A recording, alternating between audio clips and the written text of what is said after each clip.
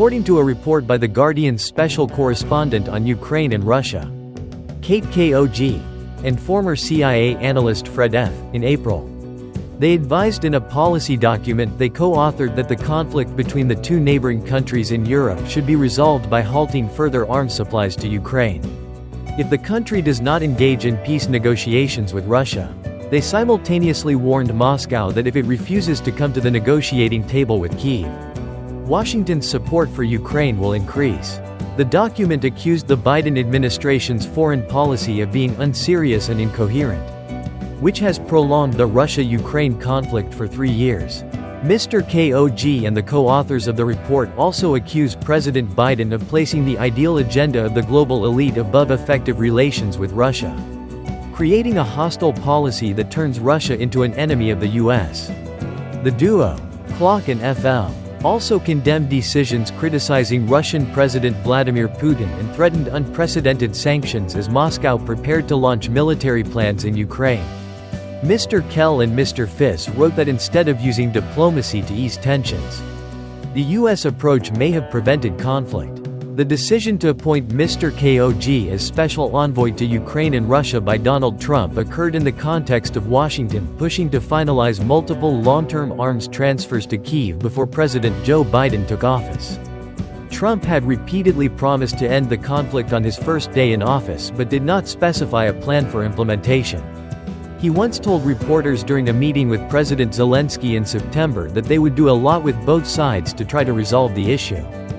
Commenting to Fox News about the Biden administration's recent arms supply move, Mr. Kog noted that the decision to allow Ukraine to use long-range missiles targeting Russian territory has indeed given Trump many opportunities to shift the situation. Another idea being considered is to cede territories under Russian control to that country in exchange for Ukraine joining NATO. However, according to sources, very few people in Trump's circle support inviting Kyiv to join this military bloc. According to CNN, during the presidential campaign, Republican candidate Donald Trump stated that he could end the conflict between Russia and Ukraine within 24 hours if he wins the race for the White House. Trump's team has proposed various ideas, and he is currently consulting with individuals chosen as national security advisors. Two sources familiar with the matter indicated that discussions are still in the early stages. With very few supporters for Ukraine's membership in the North Atlantic Treaty Organization, NATO, there is a significant gap between the conditions outlined by officials in Russia and Ukraine during diplomatic talks this week. Mr. Andriy Yermak, chief of staff to Ukrainian leader Volodymyr Zelensky, told the Swedish newspaper Dagens Industri that returning to the situation before 2022 would be the starting point for negotiations. This statement seems to refer to Kyiv's earlier demand for complete control over the territories it claims, including Crimea, before any negotiations can take place. Before Kyiv launched its offensive in the Russian-occupied region of Kherson in August, Russian President Vladimir Putin pledged to order a ceasefire as soon as Ukraine abandoned its aspirations to join NATO and withdrew troops from annexed territories. This proposal has been retracted, and according to Moscow, no negotiations can take place if Ukrainian soldiers remain in the Kherson region. Kyiv wants to retain control over the territories it has occupied as a condition for negotiations. Some of Trump's allies have outlined ways they believe could resolve the conflict. The person who was recently appointed by Mr. Trump as a special envoy on the Ukraine issue supports freezing the conflict and suspending efforts by Kyiv to become a NATO member. Mr. Richard Grenell, Trump's former ambassador to Germany, is also being considered as a national security advisor and has urged the creation of an autonomous region as part of a solution to resolve the Ukraine conflict. In recent months, Russian forces have quickly gained an advantage on the front lines, and some Ukrainian military officials have warned that Kyiv's forces are on the brink of collapse. Recently, former Ukrainian Foreign Minister Dmytro Kuleba stated to Politico that Russian President Vladimir Putin would not accept a peace agreement pushed by U.S. President-elect Donald Trump, as Putin is obsessed with crushing Ukraine and exposing the West's weaknesses. Specifically, Kuleba said that Ukraine is a personal obsession for Putin, but crushing Ukraine is also a means to achieve his larger goal of showing the world that the West is incapable of defending itself or representing anything. Alongside this, The former Ukrainian foreign minister does not believe that President Volodymyr Zelensky could accept any agreement that Kyiv would have to accept, which would involve giving up Crimea and the Donbas region. Despite claiming to seek diplomatic solutions, he asserted that the Russians controlled Donbas and Crimea, and Ukraine does not have NATO membership. Zelensky could sign such an agreement, but the president would not be able to do so, partly due to the constitution and partly because it would mark the end of his political career. Former Ukrainian foreign minister expresses concern that the return of Donald Trump could jeopardize the front lines of the country if the new U.S. administration cuts military aid to Ukraine.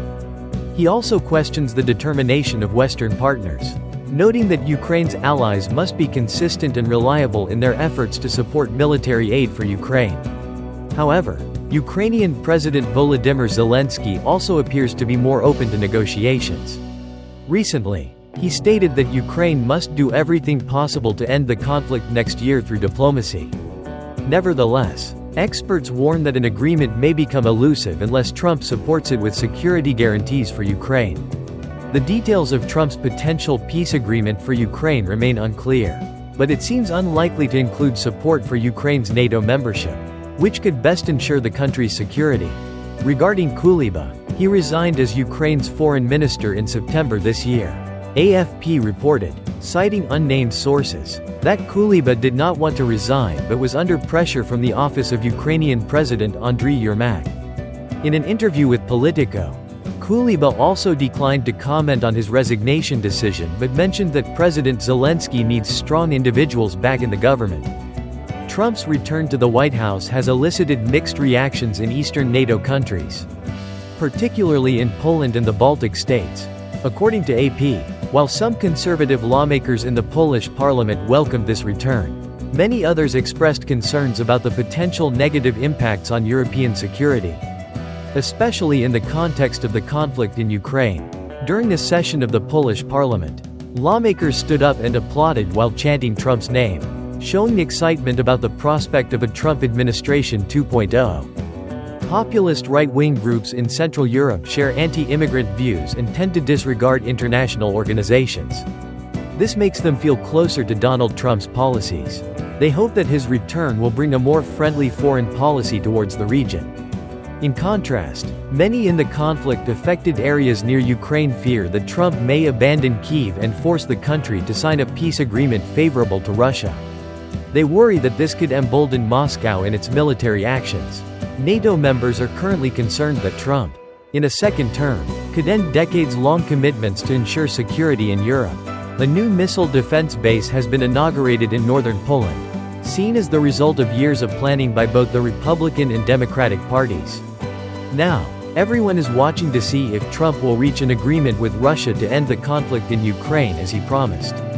Such an agreement is hoped to reshape security in the region in new ways in the coming years. The changes in the U.S. have also altered the dynamics of the Polish presidential election scheduled for next spring. Foreign Minister Rao has entered the race to become the candidate for the centrist party led by Prime Minister Donald Tusk. Sikorsky argues that his experience makes him a better choice at this time. Thus, Trump's potential return to the White House not only affects U.S. politics but also has profound implications for security in Europe. While some countries are pleased with the potential for friendlier cooperation with the U.S., many others are concerned about the potential repercussions of his foreign policy. This polarization clearly reflects the challenges NATO faces in maintaining unity and ensuring security in the region amid increasingly complex geopolitical circumstances. Several cabinet nominees and positions in Trump's administration have become targets of threats, including bomb threats and false crime reports in recent hours. The news agency Reuters reported a statement from Trump's spokesperson, Carolyn Levi's, indicating that the threats were made on the evening of November 26 and the morning of November 27, and law enforcement quickly acted to ensure the safety of those targeted.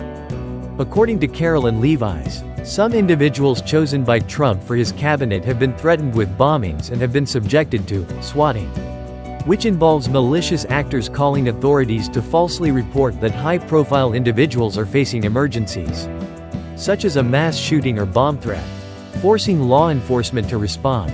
Levi's stated that law enforcement and other agencies acted swiftly to ensure the safety of those targeted. The president and the entire transition team are very grateful for this prompt action. This incident occurred a few months after Trump was injured in the ear during an unsuccessful assassination attempt in Pennsylvania in July. In another incident in September, a man was charged with attempted murder after being accused of lying in wait with a rifle outside one of Trump's golf courses in Florida. The FBI has stated that they are aware of bomb threats and attacks targeting individuals nominated and appointed in the new administration of Mr. Trump. They are currently investigating the White House. Spokesperson Saloni Sama indicated that they are in contact with law enforcement agencies and Mr. Trump's transition team, and have reported the situation to President Joe Biden. President Biden has received a report on the matter and condemned the threats of political violence. According to a White House spokesperson, the White House is in communication with federal law enforcement and the president-elect's team and continues to closely monitor the situation. According to information from the Israeli newspaper, several officials in Mr. Trump's cabinet have received bomb threats, including Ms. Alice Stepan, nominated as the U.S. ambassador to the United Nations, Ms. Susi from the White House, and Ms. Pony, the U.S. Attorney General. Previously, Mr. Lendon, whom Mr. Trump chose to lead the Environmental Protection Agency, also reported that he and his family had received bomb threats accompanied by messages supporting Palestine. His family was without a home at the time they received the warning and were in a precarious situation.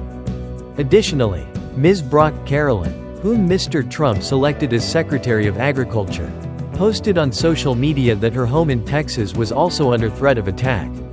Her family had returned home after police cleared the area.